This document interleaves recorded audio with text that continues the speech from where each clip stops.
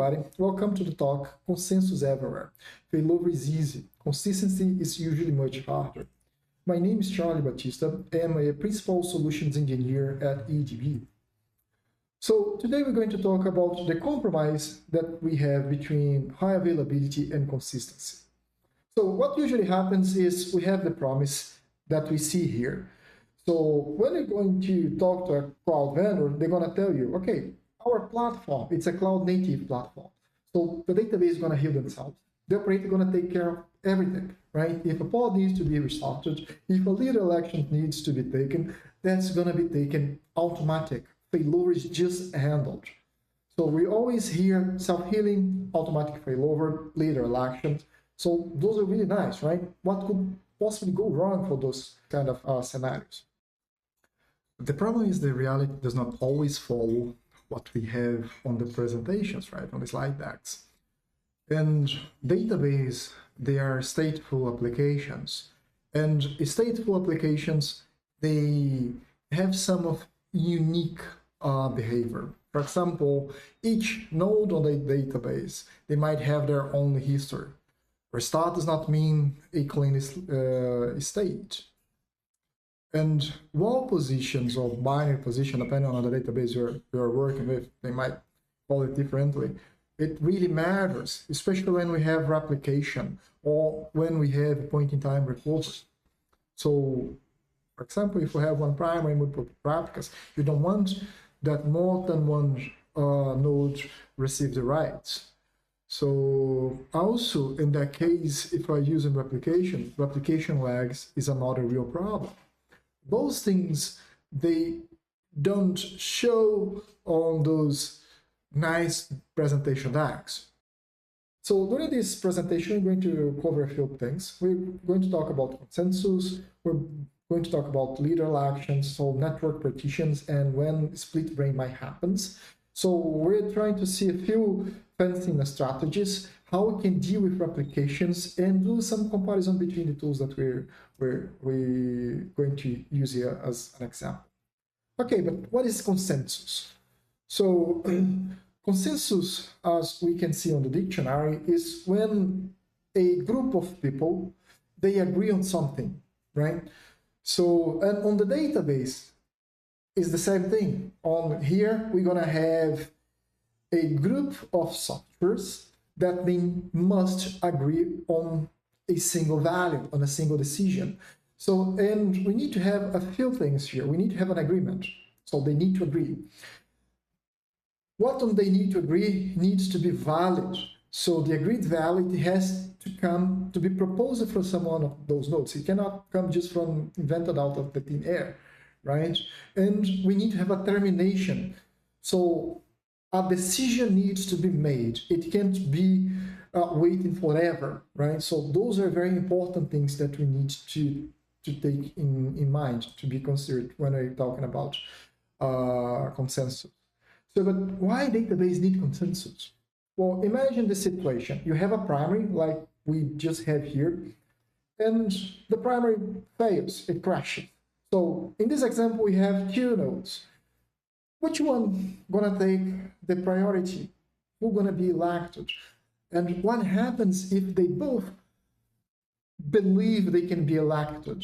So if we do not have a consensus, if we don't have a quorum decision here during this partition, we're gonna have a problem. We're gonna have a network partition here, we're gonna have a split brain, and that's a huge problem. So on the PostgreSQL world, we have a few solutions, right? So, but here we're gonna talk basically about two schools of thought. One, DCS based, which is commonly used by Patroni, Wrap Manager, and other solutions. So they have an agent on every database node. They use an external DCS cluster, usually etcd or console, that's going to help them during the election. They're going to hold the election, the leader stage. So, and consensus is explicit and auditable. We can check at any moment in time who is the leader and how the leader was elected. And we do have a lot more control over this setup. But with more control, obviously, it comes more responsibility. On the other side, we do have the Kubernetes, the operators based. So, for example, here we have Cloud Native, we have the PGO from Crunchy, we have Stack, Grass, and a few other operators there. There are based Kubernetes operators. So the operator, they manage the pods, the cluster itself, the life cycle, and they lean on the Kubernetes etcd for cluster stage. And here, the operators, it's database aware on top of the Kubernetes primitives, right? They understand the database, they know how the database lives, they know how the database works. And they, on the daily life, they are less flexible, but usually they tend to simplify the operations. So, and the DCS architecture is quite simple. So we have the database layer, and on the database layer, we have all the database operations, we have the transactions, the replications of everything. We have Patroni that's gonna coordinate, that's gonna take care of the database, gonna start up the database, gonna stop the database, and then we have the DCS. So the DCS gonna store the state, who is the leader, and who are the replicas. So gonna store, in most of the case, some configurations from the database, and the quorum of the database gonna be taken by the DCS. That's gonna be responsible, the responsibility gonna be the DCS. In our case here, we're going to use etcd as an example. So the election gonna happen on etcd. Patron will use etcd, and we'll coordinate Postgres, but everything here gonna happen on etcd. And on the operator based, so we have something similar. We still have the DCS, but the DCS is not separated from the Kubernetes cluster anymore. So the leader state, now it lives on Kubernetes itself. So because etcd is shared between the Kubernetes and our operators, now we need to take care of another thing, right? So the trade-off here is, even though we have a simpler day 2 operations, Kubernetes control plane health is now part of our database SLA. If the control plane goes down, the database goes down, right? So the literal actions are quorum-based. What it means? It means that the quorum needs to be half plus 1. So if we have 3 nodes, we need to have at least 2, half plus 1. If we have 5 nodes, we need to have at least 3 remaining to have quorum. That gives a problem. So if you have an even number of nodes, for example, 4 nodes, and we only have 2 remaining nodes, we don't have a quorum. That means if we have 3 database nodes, we can lose 1 node and still have quorum. If we have 4 database nodes, we can only lose 1 node to have quorum, because if you lose 2, the remaining, they are not the majority. We do not have consensus, right? So, and on normal operations, the AJ heartbeats, it happens on this way. So the primary is healthy. The agent, it will keep looking at the primary. And when the election happens, so a lock on the key of that node is put on the DCS. So, and the agent, it will keep looking and checking on the primaries. The primaries is still healthy, it's responding, yes. So then it will keep renewing the lock. And the lock has a TTL, so that the coordinator needs to renew every time that they check. On the other side, we have the standby. The standby also has a loop, and it keeps checking. Am I a primary or a standby? Oh, I'm a standby. So am I following the primary? Yes. Is the primary is still alive? Yes. So I'm keep to be a standby. If something happens, let's say the primary goes down, or we have a network split. For example, the local Postgres is still working, okay, but we cannot reach the coordinator. So we have no quorum. We cannot renew the leads on the DCS. So what's going to happen is the lease is going to expire, right? So after the TTL, the lease is going to expire, and the agent, either the Patroni or Kubernetes, they're going to demote this database to standby. And this going to trigger on the other two nodes. When they check if the lease is still available, they see, oh no, the primary lease has expired. So because the primary lease has expired, that's going to trigger an election. An election will happen, one of the database is going to be promoted to be primary, and now that we have a new leader. So when the problem is solved, the old primary comes back to the cluster, it will come as a standby. It's not come as a leader, because the first thing that they check, remember here, that the check is, what am I? Am I a primary or am I a leader? So is there a primary already elected? Yeah, there is a primary already elected. So I cannot be a primary. I'm going to be a standby, right? So, but what could go wrong? Well, there are some very specific situations that we can lead to what we call a split brain. A split brain happens when two different nodes, they believe they can be the primary. So in that case, we're going to write to different database. That is a huge problem, and we cannot automatically solve this problem. So we need to do a manual reconciliation.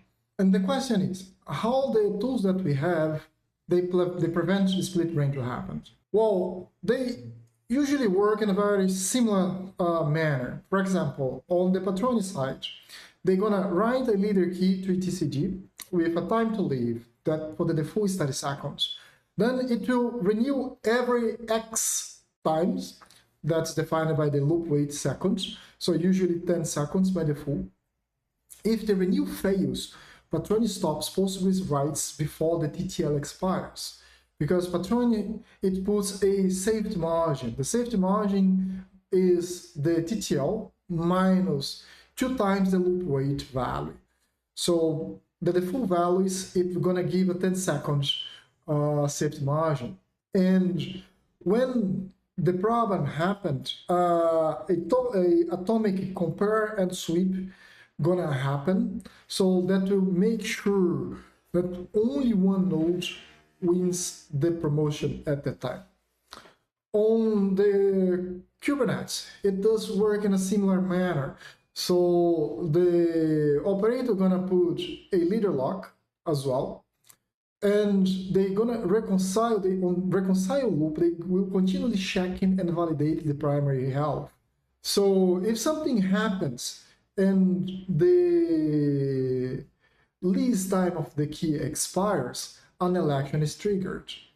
Depending on the operators, they're gonna have different fences primitives or different fences applies.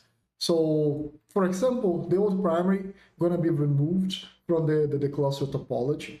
So it can use a PG rewind to resync the demoted primary and then bring it back, if possible, as a new replica.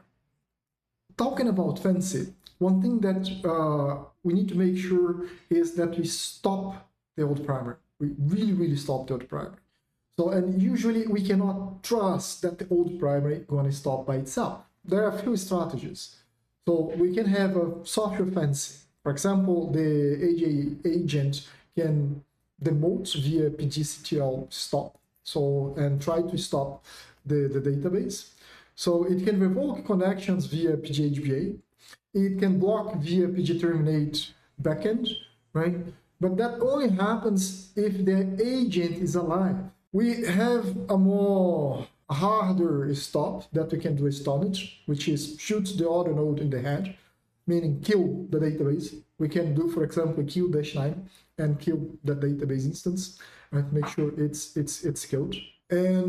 But the thing is, it only works if the OS is responding. For example, let's say if the database started writing down to the disk, and the disk hangs or something happened to the disk, because the database is going to be on an uninterruptible state on Linux kernel, even with the kill-9, we will not be able to terminate that process.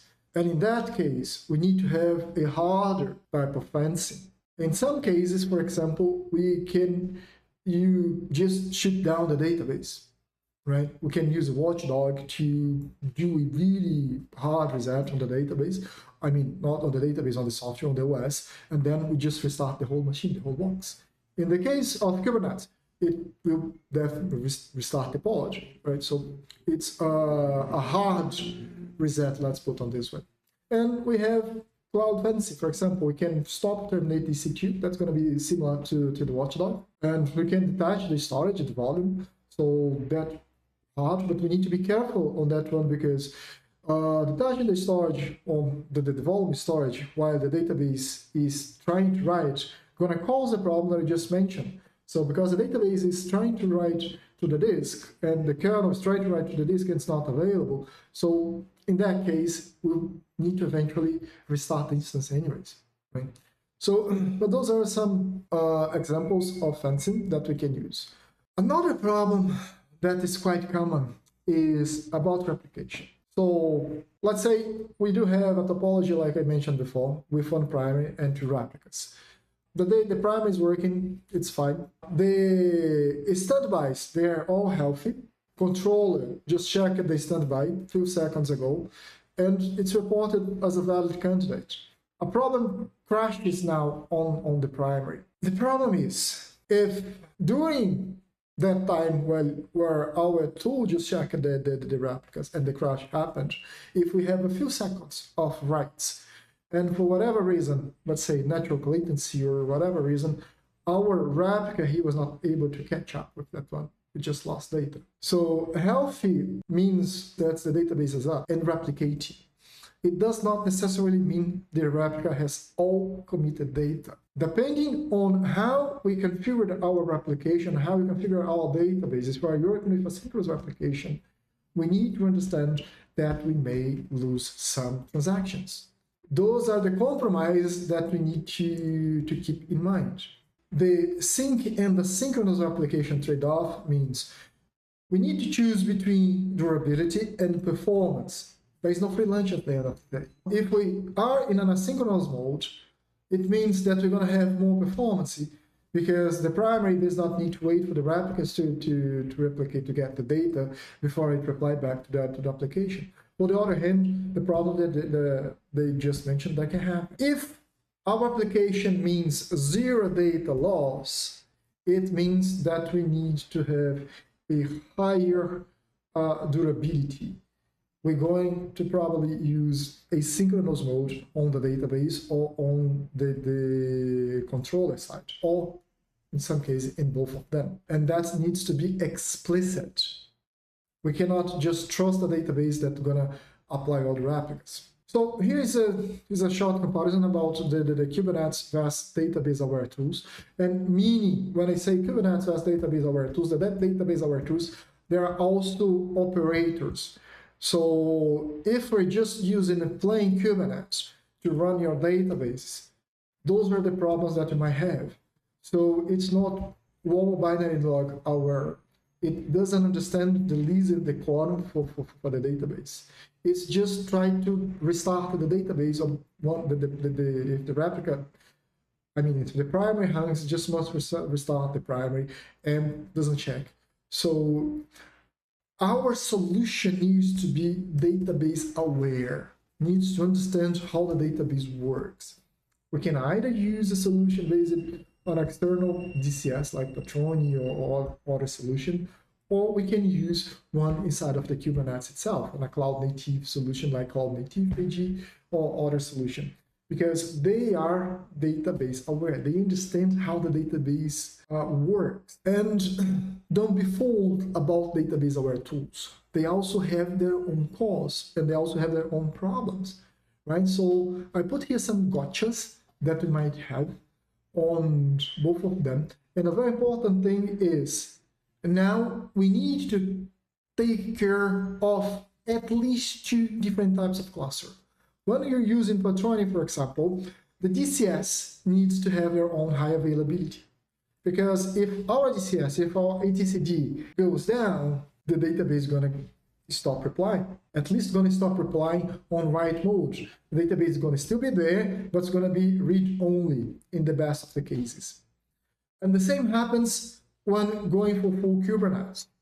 Now we rely on Kubernetes and etcd as well, on the control plane. If the control plane fails, the database also fails. So if the persistent volumes, they have issues, if they work weirdly across the drivers, we're going to have problems as well. If we have too many pod evictions, so we don't have graceful demotions, or the data can lag. So we also have problems if we have node affinity because of misconfiguration. We can lead to wrong rescheduling or rescheduling issues, right? And debugging those things on Kubernetes tends to be a bit more complicated, and then to need more expertise to do those things, because now we're not only debugging the database, we're debugging the database and the infrastructure as well. So they both have their own problems, right? So they both have their own issues. We don't eliminate complexity here, Nick. We are doing a trade-off. So we're just changing one form of complexity for another form of complexity. And in the hope that this is going to be better suited for the problem that we have here. And that's why you need to be careful, and we need to understand what are the trade-offs, what are the gotchas from each of those solutions, right? And those are the 4 questions that you must answer. Who owns the truth? Is it Kubernetes? It's Patroni? It's Postgres? What happens when a problem comes to my database? When I have a crash on my database? Who gonna win? Who gonna elect? Who gonna give the final answer? We need to understand who's going to be that one, and you need to understand how that works. So what protected you from the split brain? So is there a lease? Is there a quorum? Is there a fencing? Or is just a hope that both nodes don't think they are the primary? We cannot work on hopes. We need to have a strategy, and we need to test that strategy. So what does healthy mean? So when you see on your monitoring that the primary is okay, what does that mean? Does it mean that all the wall is being fully applied, all the binary logs are being fully applied under the standby, or it just means that Postgres is accepting connections? Maybe a Postgres is accepting connection that's not replying back. It's hanging there, right? What's exactly healthy mean? And what's your RPO and RTO?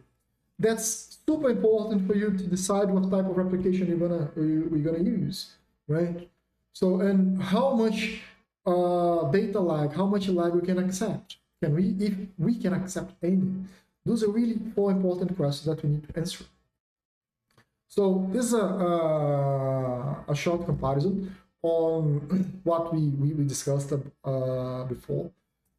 Okay, those are some failures that never appears on the nice demonstrations when you see the solutions working, right? I've mentioned a few of them already, for example, the disk I/O stall and the problem that they may cause, but we might have a few other problems. For example, when you have your Kubernetes nodes under pressure, and if the solution that we're using is not well designed or not well configured, so it might happen that the agent pod, it gets evicted, and the database pod still keeps running. Because we don't have agent here, we don't renew the lease on the DCS. The lease will time out, and because it's time out, so we're gonna trigger a new election. And now we have the old database and we have the new database primary. Boom, we have an split brain. This is a problem that might happen. So if you have a clock skew, that can also cause problems to the coordinator, because remember, we depend on the lease TTL to behave well. If it doesn't behave well, we might trigger an election elsewhere because that node or that pod believed the primary expired, and now we might have but a two simultaneous leader election. And that's a problem that can either lead to a split brain, depending on the application and the configuration, or it can lead to unstable database system. Those are some few problems that we usually never see. All right, here are a few takeaways that we can take from this presentation. So consensus is not a feature, it's infrastructure. You need to take your coordination with the same care that you take your database. Because if your coordinator goes down, your high availability cluster it's them as well. Also make your guarantees explicit. Write down your RPO and your RTO before you architect your solution, and make sure you really understand the constraints that you have. Working is not the same as safe, because a system can fail its first real-world failure really hard after years of work. Chaos testing is not optional. You need to understand, okay, if I have a crash, a serious crash, what's gonna happen?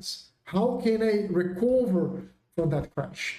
You need to be countermeasures. So how do I recover my application, my database, how I bring them back working with the least data loss possible? Fencing must be reliable, not the best effort. So your fencing strategy is critical. It's really fundamental for your database work well, and you do not have compromise between high availability and consistency. All tools trade one complexity for another complexity. That needs to be clear. So if you are switching from a Charly-based solution to the Kubernetes-based solution, you need to understand which complexity you are trading now. And we need to understand the new solution that we're going to work. Replication lag is always a risk. Doesn't matter what you are working with. If we're working on a Kubernetes, if we're working on bare metal, if we're working with Charly, it doesn't matter. It's always going to be a problem. And you need to also have countermeasures for those kind of problems. And here's a few decision checklists that you can take. So on the architecture, so is our coordinator itself high available or not?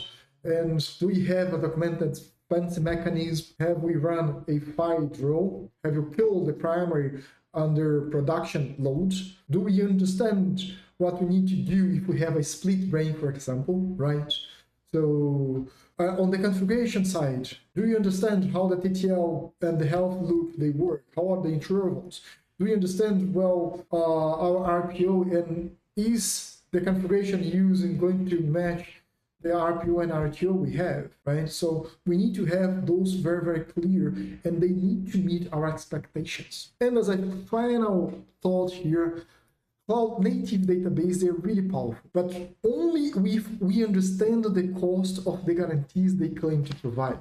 Because restarting a pod is easy. Preserving consistency under pressure, that's the big deal. That's what makes it's harder. We need to understand the solution we are using now. Well, that's all for now. I hope you guys enjoyed this presentation, and feel free to contact me and send me any questions that you might have. Thank you.